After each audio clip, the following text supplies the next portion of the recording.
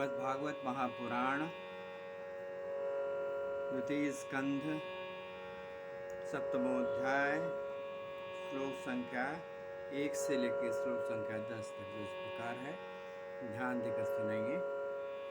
ब्रह्मोवाच यत्रोद्यत चितितलोद्वर्णाय बिभ्रत कौण्डिन्यतनो सकलयज्ञमयी मनन्तः अन्तर्महार्णवोपागतमादिदैत्यं तं दंष्ट्रयाद्रिमिव वज्रधरो ददारः यातो रुचेरजनयत सूयमान् सुयज्ञ आकूतिसूनु रमरानथ दक्षिणायाम् लोकत्रयस्य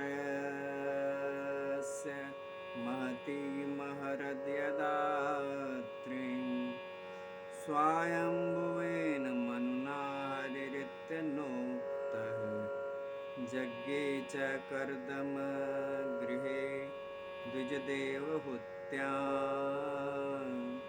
स्त्रीभिः समं नवभिरात्मगतिं स्वमात्रे ऊचेयात्मशमनं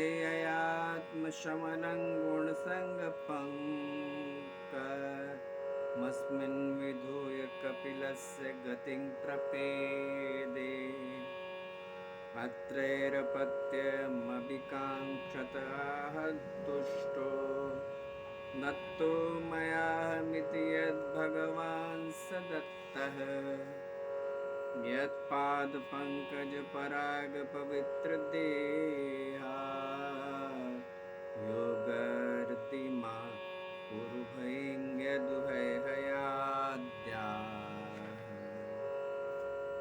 तप्तं तपो विविधलोकस्य सृक्षया मे आदौ सनात स्वतपसः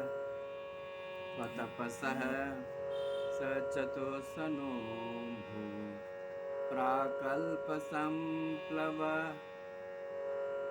विनष्टमिहात्मतत्त्वं सम्यं जगादमुनयो यदचक्षतात्मन् धर्मस्य दक्षदुहितर्यजनिष्ठमूर्त्यां नारायणो नर इति स्वतपः प्रभावः द्रष्टात्मनो भगवतो नियमावलोपः लोपं देव्यास्त्वनङ्गपृतना घटितुं न शेकुः कामं दहन्ति कृतनो ननु रोषदृष्ट्या रोषं दहन्तमुत तेन दहन्तसम्यं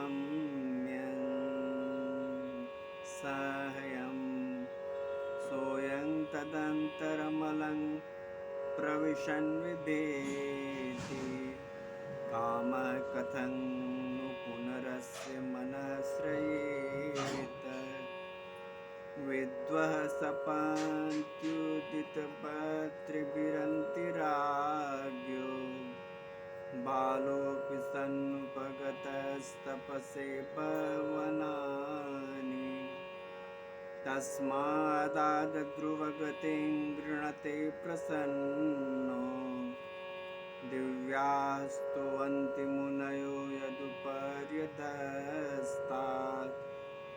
नद्वेनमुत्पथगतं द्विजवाक्यभद्र विप्लुष्टपौरुषभगं गिरये पतन्तं त्रात्वार्थितो जगति पुत्रपदञ्चलेभे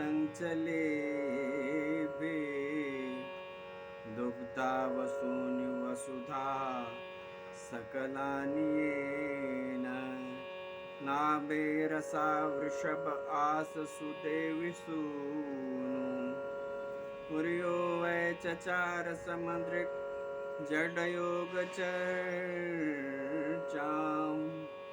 यत्पारमहंस्यमृषयः पदममनन्ति स्वस्थः प्रशान्तकरुणः परिमुक्तसङ्गः। अभी आप श्रीमद् भागवत महापुराण के द्वितीय स्कंद के 7वें अध्याय से पाठ सुन रहे थे। श्लोक संख्या 1 से 10 तक का पाठ था ये। अब प्रस्तुत है उसका सरल और सहज हिंदी रूपांतरण।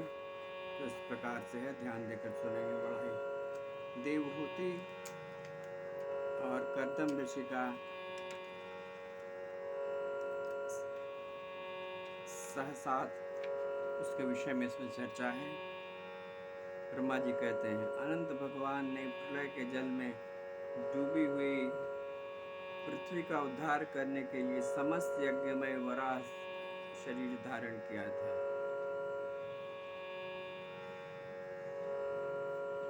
आदि दैत्य हिरण्याक्ष जल के अंदर ही लड़ने के लिए उनके सामने आया।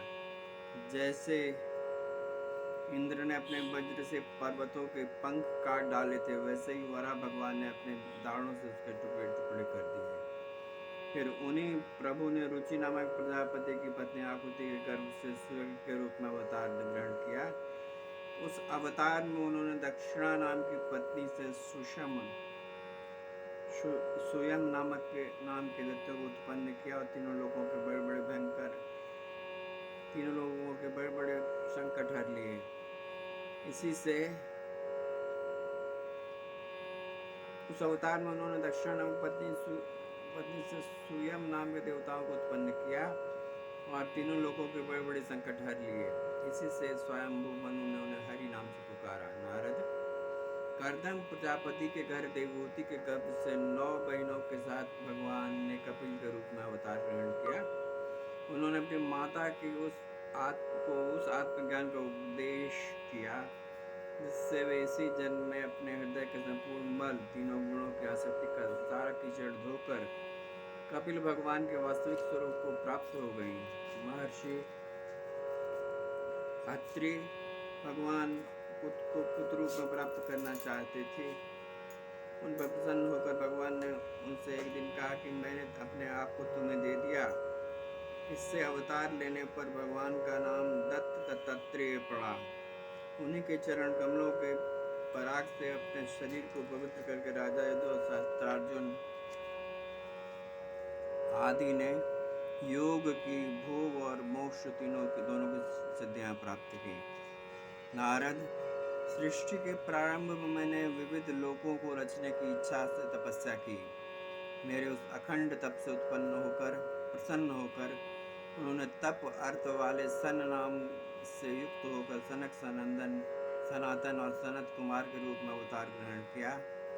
इस अवतार में उन्होंने प्रलय के कारण पहले कल्प के भूले हुए आत्मज्ञान का ऋषियों के प्रति यथावत उपदेश किया, जिससे उन लोगों ने तत्काल परम तत्व का अपने हृदय में साक्षात्कार कर लिया। धर्म की पत्नी यक्ष कन्या मूर्ति के गर्भ से वे नर नारायण के रूप में प्रकट हुए। उनकी तपस्या का प्रभाव उन्हीं के जैसा है। इंद्र को भेजी हुई काम की सेना अप्सराएं उनके सामने आते ही अपने स्वभाव को बेचीं। वे अपने हाव भाव से आत्मस्वरूप भगवान की तपस्या में विघ्न नहीं डाल सके। नारद, शंकर आदि महानुभाव अपने रोषमयी दृष्टि से कामदेव को जला देते हैं, परंतु अपने आप को जलाने वाले असह्य क्रोध को वे नहीं जला पाते। वही क्रोध नर नारायण के निर्मल हृदय में प्रवेश करने के पहले ही डर के मारे कांप जाता है। फिर भला उनके हृदय में काम का प्रवेश तो कैसे हो सकता है। अपने पिता राजा उत्तानपाद के पास बैठे हुए 5 वर्ष के बालक ध्रुव को उनकी सौतेली माता सुरुचि ने अपने वचन बाणों से बेध दिया था। इतनी छोटी अवस्था होने पर भी उस ग्लानि से तपस्या करने के कारण वो वन में चले गए। उनकी तपस्या से, प्रार्थना से प्रसन्न होकर भगवान प्रकट हुए और उन्होंने ध्रुव को ध्रुव पद का वरदान दिया। आज भी ध्रुव के ऊपर नीचे प्रदक्षिणा करते हुए महर्षिगण उनकी स्तुति करते रहते हैं। कुमार्गामी वेन का ऐश्वर्य और पौरुष भ्रमण के ओंकार रूपी पत्र से जलकर भस्म हो गया। वह नरक में गिरने लगा। ऋषियों की प्रार्थना पर भगवान ने उसके शरीर का मंथन करके पृथु के रूप में अवतार ग्रहण किया। और अवतार धारण कर उसे नरकों से उबारा। इस प्रकार पुत्र शब्द को चरितार्थ किया। उसी अवतार में पृथ्वी को गाय बनाकर उन्होंने उससे जगत के लिए समस्त औषधियों का दोहन किया। राजा नाभि की पत्नी सुदेवी के गर्भ से भगवान ने ऋषभ देव के रूप में जन्म लिया। इस अवतार में समस्त आसक्तियों से रहित रहकर अपने इंद्रियों और मन को अत्यंत शांत करके एवं अपने स्वरूप में स्थित होकर समदर्शी के रूप में उन्होंने जड़ों की भांति योग चर्चा का आचरण किया। उस स्थिति को महर्षि लोग परमहंस अथवा अवधूत चर्चा कहते हैं। अभी आप श्रीमद् भागवत महापुराण के द्वितीय स्कंध के सप्तम अध्याय के 1 से लेकर 10 तक श्लोक का पाठ सुन रहे थे। उसका अर्थ प्रस्तुत था। इसमें कपिल मुनि के अवतार का उल्लेख है और भगवान के विभिन्न अवतारों का भी उल्लेख है। और ये परम पावन मंगलकारी वर्णन आपके जीवन में सदा आनंद और ऐश्वर्य की दृष्टि करता रहेगा, ऐसी मेरी मान्यता है, ऐसा मेरा हृदय कहता है। आप निश्चित रूप से लगातार मेरा ये चैनल जो गोविंद मिश्रा के नाम से चैनल है उसे सुनते रहे। इसमें आप भागवत, महाभारत, श्रीमद् भगवद गीता और श्री रामचरितमानस और श्री कृष्ण श्लोक का पाठ सुन सकते हैं। इसे नियमित रूप से सुनते रहिए, आनंद लेते रहिए। आपके जीवन में सदा आनंद और ऐश्वर्य की प्राप्ति होती रहेगी। यदि आपने मेरा चैनल सब्सक्राइब नहीं किया तो इसे सब्सक्राइब कर दीजिए। यदि आपने लाइक और शेयर नहीं किया तो लाइक और शेयर कर दीजिए। और यदि आपने मेरा चैनल को लाइक और शेयर नहीं किया तो लाइक और शेयर भी कर दीजिए। बेल आइकन तो दबा ही दीजिए। और बहुत बहुत आनंद आइए मेरे साथ भगवत नाम संकीर्तन करिए जरा सा। ओम नमो भगवते वासुदेवाय। ओम नमो भगवते वासुदेवाय। ओम नमो भगवते वासुदेवाय। आइए मेरे साथ आपके जीवन में भगवान की कृपा का बरसात रूप सदैव झरता रहे। आपके हृदय में से कृष्ण भगवान सदा विराजमान रहे। आपके जीवन में अपूर्व ऐश्वर्य और आनंद की वृष्टि सदैव होती रहे। आपके जीवन में भगवान श्री कृष्ण सदा हृदयाकाश में प्रकट रहे। इस मंगल कामना के साथ आइए मेरे साथ हृदय से बोलिए, जय श्री कृष्ण, जय श्री कृष्ण, जय श्री कृष्ण, जय श्री कृष्ण, जय श्री कृष्ण।